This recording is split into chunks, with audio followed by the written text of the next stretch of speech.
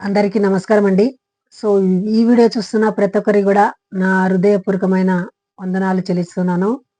So, ఈ video చేయడానికి కారణం ఏమిటంటే, క్రైస్తవ సోదరులు ఈ బైబిల్ గొప్పతనాన్ని ప్రకటిస్తుంటారు. వాస్తవానికి బైబిల్‌లో ఎలాంటి మ్యాజిక్‌లు గాని, ఎలాంటి అద్భుతాలు గాని, ఎలాంటి జిమ్మిక్ మ్యాజిక్‌లు గాని లేకుంటాయి. దీన్ని చెప్పడానికే మీ ముందుకు ఈరోజు వస్తున్నానండి. వీడియోని ఫస్ట్ నుండి లాస్ట్ వరకు చూడండి. మీరు అక్కడక్కడ స్కిప్ చేస్తే మీకు వీడియో ఎంత మాత్రం అర్థం కాదు. ఈ వీడియో చేయవలసిన ఉద్దేశ్యం ఏమిటంటే క్రైస్తవ సోదరులు చాలా బాధపడుతుంటారు, చాలా సఫర్ అవుతుంటారు, చాలా దుఃఖపడుతుంటారు, చాలా వేదన పడుతుంటారు, చాలా బాధాకరమైన జీవితాన్ని భరిస్తూ ఉంటారు. ఎప్పుడు మా కష్టాలు తీరుతాయి, ఎప్పుడు మా అప్పుల బాధలు తీరుతాయి, ఎప్పుడు మా కన్నీటి తీరుతది అని ఒక ట్రాన్స్‌లో ఉంటారు. వాస్తవానికి అలా చేయకండి. ఎందుకంటే మీరు ఎంత ఏడిసినా గానన్నా, ఎంత ప్రార్థన చేసినా, ఎంత ఉపవాసాలు ఉన్నా, ఏమి చేసినా గాని ఏమి ఫలితము లేకుంటది. ఇది వాస్తవము. ఈరోజు పాస్టర్‌లు గాని మీకు చెప్పి ప్రార్థన వల్ల మీకు ఉపయోగం కలుగుతది. ప్రార్థన వల్ల మీకు సమస్తం సాధ్యమని పిచ్చి పిచ్చి వేషాలు వేసి మత మార్పిడి చేస్తుంటారు. మతాలను మారుస్తుంటారు. ఏదో అద్భుతాలు జరుగుతాయి అని చెప్తా ఉంటారు. అవన్నీ అవాస్తవము. ఒకవేళ సాధ్యమైతే మీరు నిరూపించగలరు. నేను చెప్పేది వాస్తవము. దయచేసి ఇలాంటి ట్రాన్స్‌లో ఉన్నవారు ఎవరైనా అయితే ఈ వీడియోని ఫస్ట్ నుండి లాస్ట్ వరకు చూసి మీరు వాస్తవం ఏంటి తెలుసుకొనండి. సో, చూడండి, యేసు ప్రభు సువార్త గ్రామ గ్రామాలు పంచుతున్నారు. ఇల్లు ఇల్లు పంచుతున్నారు. వాస్తవానికి యేసయ్య ఏం చెప్పాడంటే, "నా సువార్త ఎవ్వరికీ చెప్పకండి. నేను ఇశ్రాయేలు నశించిన గొర్రెల వద్దకు తప్ప మరి ఎవ్వరి వద్దకు నేను రాలేదు" అని అంటాడు. ఇంకొకటి యేసయ్య ఏమంటాడు, "నేను పాపుల కోసమై వచ్చిన" అంటున్నాడు. సో, ఎవరైనా హత్యలు చేసినోళ్ళుంటారు గదా! పాపిష్టులుంటారు గదా! దరిద్రులుంటారు గదా! వాళ్ళ కోసమే యేసుక్రీస్తు వచ్చాడు. తాగుబోతుల గురించి వచ్చాడు. తిండిబోతుల గురించి వచ్చాడు. కానీ మంచోళ్ళ గురించి ఆయన రాలేదు. మంచోళ్ళు మంచిగానే ఉండాలి అనే ఉద్దేశ్యంతో ఈ వీడియో చేస్తున్నాను. సో, చూడండి, యేసుక్రీస్తు అన్న మాట ఏంటిదంటే, "నా సువార్త ఎవ్వరికీ చెప్పొద్దండి. ఎవ్వరిని గూడా మోసం చేయకండి" అని చెప్పిండు. మత్తయి సువార్త 10వ అధ్యాయంలో అతనేం చెప్పాడంటే, శిష్యులకు సువార్త పంపనీకే ఇద్దరిద్దరిని పంపుతాడు. అలా పంపినప్పుడు మీరు సమరయ మార్గమున వెళ్ళకండి అంటాడు. ఎందుకు?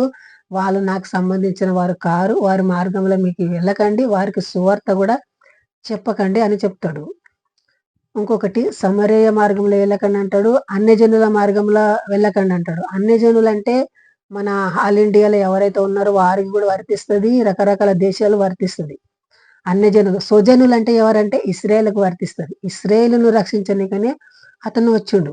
చూడండి, బైబిల్‌లో ఒక సంఘటన జరుగుతది. ఆయన సువార్త చెప్తుంటాడు, వాక్యం చెప్తుంటాడు.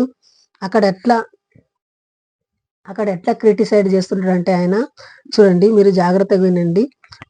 మార్కు సువార్త 4వ అధ్యాయము 12వ వచనం నేను చదువుతున్నాను.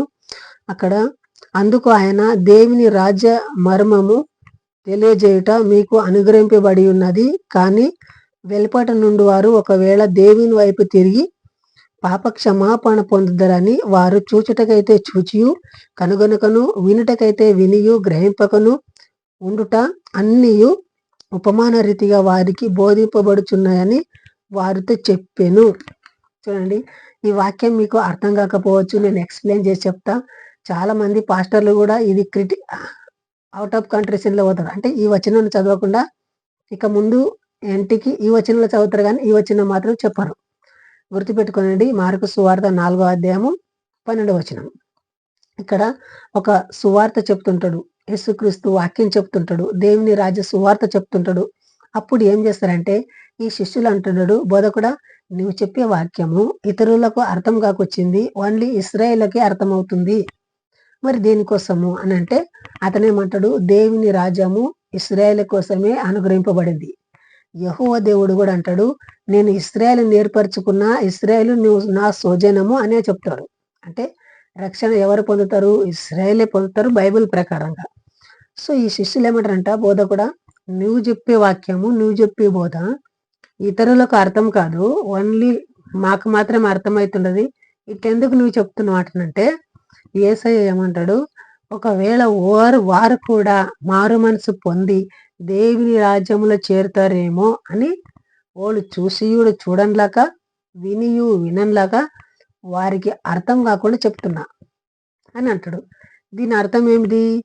ఒకవేళ ఓళ్ళు కూడా మారు మనసు పొంది దేవుని రాజ్యంలో చేరుతారేమో అనే ఉద్దేశంతో చెప్తున్నాడు. వాస్తవానికి దేవుడు అట్లా రక్షణ పొందరాదంటేనే అతని ఉద్దేశం. సో దయచేసి ఆలోచించండి. ఇలాంటి వాక్యాలు కానీ ఈ బైబిల్లో ఉంటాయి. ఇలాంటివి ఎవరు కూడా చెప్పరు.